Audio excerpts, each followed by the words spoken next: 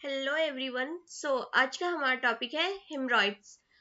हिमरॉइड्स काफ़ी important topic है और ये जो डिसऑर्डर है वो है हमारे डाइजेस्टिव सिस्टम के जो पार्ट है, एनोरेक्टल सिस्टम, उसका ये डिसऑर्डर है हिमरॉइड्स। तो आइए देखते हैं हिमरॉइड्स होता क्या है। Hemorrhoids are the painful swollen veins in the lower portion of the rectum or anus। तो हेमरॉइड्स क्या में बेसिकली क्या होता है, जो वेन होते हैं रेक्टल या फिर एनल एरिया के, एनस के आसपास के जो भी वेन्स होते हैं वो क्या हो जाते हैं, प्रोट्यूड हो जाते हैं या फिर वहां पे क्या हो जाता है, स्वेलिंग हो जाता है। तो उसको हम लोग बोलते हैं हेमरॉइड्स। तो वही लिखा हुआ है, haemorrhoids are the painful swollen veins in the lower portion of the rectum or anus। Haemorrhoids का मतलब है ब्लीडिंग, और हीमा मीन्स होता है ब्लड एंड रोज मीन्स होता है फॉलोइंग। तो इसमें जो है ब्लीडिंग जो है वो होता है क्योंकि जो वेन्स है, वस्कुलर एरिया है वो प्रोट्यूड हो जाएगा, स्वेलिंग होगा, तो एनल एरिया से क्या होता है या रेक्टम से क्या होता है, ब्लीडिंग स्टार्ट हो जाता है। पाइल्स क्या होता है, तो पाइल्स भी होता है swelling in the anal canal which may or may not be bleed. तो एनल कैनाल में क्या होता है, स्वेलिंग होगा, और पाइल्स में जरूरी नहीं है कि हमेशा ब्लीडिंग हो, कभी ब्लीडिंग हो भी सकता है या नहीं भी हो सकता है। कॉजेस क्या क्या हो सकता है हेमरॉइड्स का। हेमरॉइड्स में be caused by straining during bowel movement. बहुत ज्यादा लाइक कॉन्स्टिपेशन का किसी को प्रॉब्लम है तो बहुत ज्यादा स्ट्रेन प्रेशर लगाना पड़ रहा है बाउल मूवमेंट करने के लिए, तो हेमरॉइड्स हो सकता है। कॉन्स्टिपेशन की वजह से हो सकता है। Sitting for long period of time, बहुत ज्यादा लाइक सिटिंग वाला वर्क है, बहुत टाइम तक के लिए एक ही जगह में बैठे बैठे भी जो हेमरॉइड्स है वो हो सकता है। कोई किसी भी प्रकार का अगर एनल इन्फेक्शन हुआ तो उसकी वजह से हो सकता है। प्रेगनेंसी में हो सकता है क्योंकि प्रेगनेंसी में कॉन्स्टिपेशन होने का चांसेस होते ही है, तो उसकी वजह से भी ये हेमरॉइड्स जो है वो हो सकता है। Certain diseases such as liver cirrhosis है कि अगर प्रॉब्लम है तो भी हेमरॉइड्स हो सकती है। ओबेसिटी में हो सकती है। जेनेटिक अगर लाइक हिस्ट्री है, फैमिली हिस्ट्री है तो हो सकती है। या फिर लो फाइबर डाइट है, तो लो फाइबर डाइट होगा तो क्या होगा, कॉन्स्टिपेशन होगा, और उसकी वजह से हम लोग क्या करेंगे, लाइक स्ट्रेन ज्यादा लगाएंगे, तो जो फीसिस है उसका मूवमेंट जो है वो काफी डिफिकल्ट होगा, बाउल मूवमेंट डिफिकल्ट होगा, तो हेमरॉइड्स होने का चांसेस हो सकता है। तो ये सारे जो है कॉजेज है हेमरॉइड्स के। नेक्स्ट हम लोग देखेंगे टाइप्स ऑफ हेमरॉइड। तो क्या क्या टाइप्स है इसके, तो ये टू टाइप्स का बेसिकली होता है, internal haemorrhoid and external hemorrhoids। So internal hemorrhoid occurs just inside the anus at the beginning of the rectum।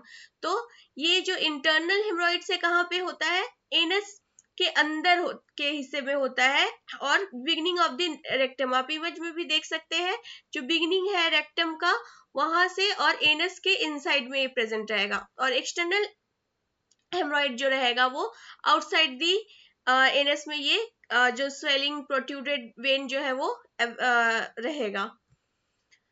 ये आप देख सकते हैं इमेज, ये प्रोलैप्स इंटरनल हेमरॉइड्स है, यानी कि इंटरनल हेमरॉइड्स जो है वो रप्चर हो गया, प्रोलैप्स हो गया, बाहर निकल गया है, ब्लीडिंग हो रहा है, तो ये एक इमेज है हेमरॉइड का।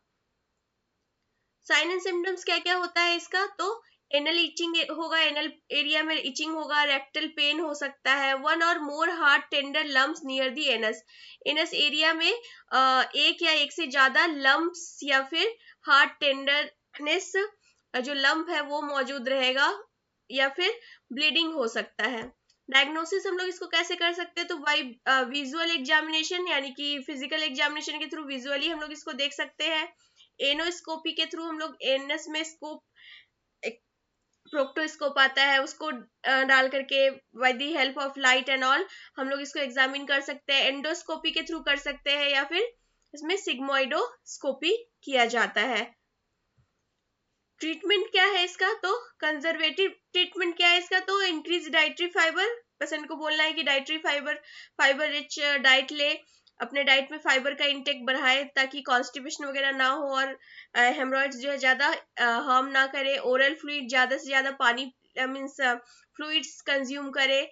और अगर पेन है तो NSAIDs like non steroidal anti inflammatory drugs आते हैं वो ले। सिज बाथ ले, सिज बाथ लाइक बाथ का जो टब होता है उसमें वार्म वाटर रख के, ल्यूक वार्म वाटर रख करके उसमें बैठा जाता है, तो इससे भी जहाँ पेन होता है वहाँ पे आराम मिलता है। रेस्ट ले और स्टेरॉइड्स, ऑर्नमेंट्स वगैरह जो है, क्रीम ऑर्नमेंट्स आते हैं, उसको जो हेमरॉइड है, जो प्रोट्रूटेड हिस्सा है, वहाँ पे अप्लाई करने के लिए बोला जाता है।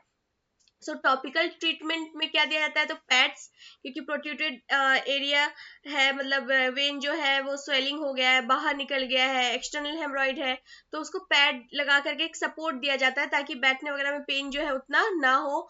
ऑर्नमेंट्स लगाया जाता है, cream, gels, lotion and suppositories.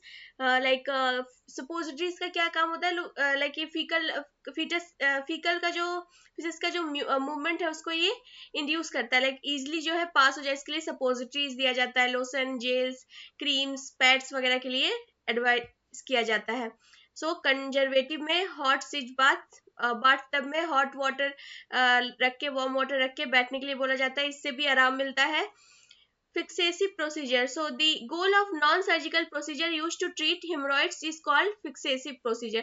So जो भी non-surgical procedure है जिसमें हम लोग सर्जरी नहीं करते हैं, तो उसका काम होता है जो हेमरॉइड्स है उसको एक जगह फिक्स कर देना या फिर उसको हटा देना उस जगह से, like by using a rubber band से उसको कंप्रेस कर देना, या फिर हीट करके, लाइक डायलिटेशन एंड क्यूरेटिव आप लोग ओटी में देखते हैं, उसको करके हेमरॉइड्स को हटा देना, कोई लेजर सर्जरी करके लेजर लाइट के बीम के थ्रू हटा देना, या फिर इलेक्ट्रिक करंट के थ्रू उसको हटाया जाता है।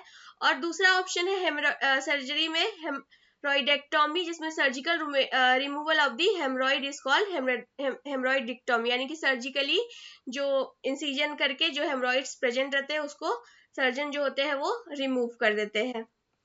सो डाइटरी एंड लाइफस्टाइल मॉडिफिकेशन के लिए, लाइक बोलना है जो भी आपके क्लाइंट है जिनको हेमरॉइड की प्रॉब्लम है, मिनिमाइज स्ट्रेनिंग एट स्टूल, उनको बोलना है कि कॉन्स्टिपेशन का प्रॉब्लम है तो अपने डॉक्टर से मिले, जो भी लैक्सेटिव ड्रग्स है उसको ले और प्रिवेंट करे कॉन्स्टिपेशन को, ताकि हेमरॉइड्स का प्रॉब्लम जो है वो काफी हद तक सॉल्व हो जाए या फिर ना हो।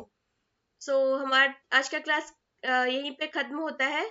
Thank you. अगर आपको ये क्लास पसंद आया हो तो इस वीडियो को लाइक करें, शेयर करें, इस चैनल को ज़्यादा से ज़्यादा लोगों तक पहुंचाएं। और अगर आप किसी और टॉपिक में क्लास चाहते हैं तो आप कमेंट बॉक्स में लिख सकते हैं, अपने सजेशन, अपने फीडबैक जो है वो शेयर कर सकते हैं। So thank you.